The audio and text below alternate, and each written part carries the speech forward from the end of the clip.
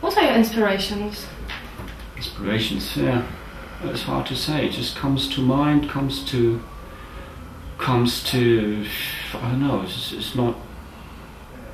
I'm not going for an inspiration. It's just I get ideas. I don't know where from, and then I just have to do what I have to do. I have to get these music transformed into music, and yeah. But is it more like you have inspiration from music or from the daily basis life, travels? Probably more from music, or noises as well.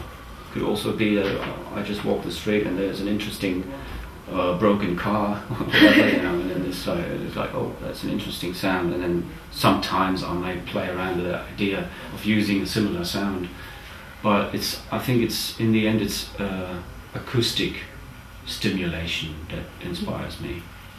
Do you have your favorite venue to play at? Oh, it's too hard to say. Too many of them to really pick the best ones. I don't know. The last one in Budapest was really nice, I can say, and the therapy in St. Petersburg was really good. There was a lot of people there, and it was massive.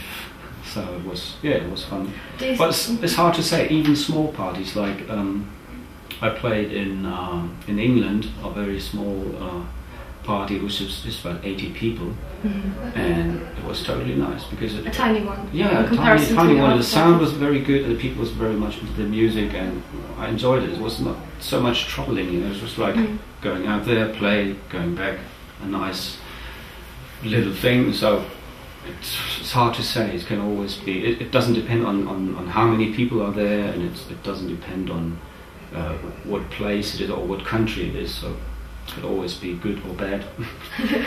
And have you ever thought about a dream place to play at? At what? Dream place, you know. A dream place. I haven't been to the Far East playing drum and bass yet. So one of these countries, Taiwan or something more exotic than the usual exoticness, you know. So that would be fun. Or Japan, for example, could be quite more interesting. Yeah. What do you like about playing? I know it's a general question. People usually say, I just love it. I love them. The money is in playing gigs now. That is one important thing. I mean, of course, I'm making my money not out of the records or out of the selling my music. Is of course the money is in the gigs. So it is true, but the main thing is, I think, to get the music, be communicating with the people, or me communicating with the people by music, through music. To feel the relationship. Yeah. So that's when you drop a tune or you do something on stage, and then the people directly react on what you're doing, and yeah, I think that's a very nice thing that. So you prefer playing to the audience from being in the studio? Sorry. Do you prefer playing for the audience at the party than working in the studio?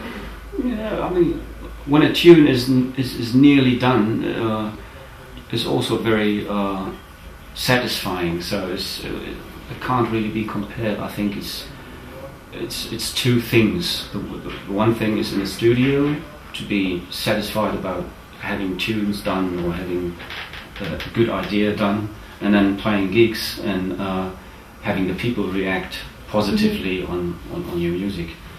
But this reaction and the communication, the non-verbal communication, because the verbal communication is, I think, it just disrupts the whole thing.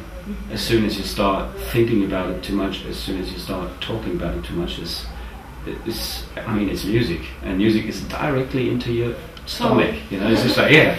So it's just, you can reflect it with your brain, but it's still music, and it works immediately. And that's what I like about music and about playing music to the audiences. What do you expect from today's party?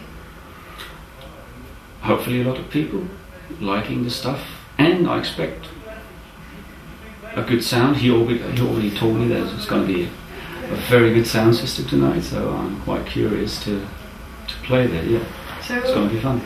Good. We're all looking forward to your set. Thanks. Thank you very much. Thank you for the interview. All right. And we'll see you later. Thank you too. Thank you. Thank you.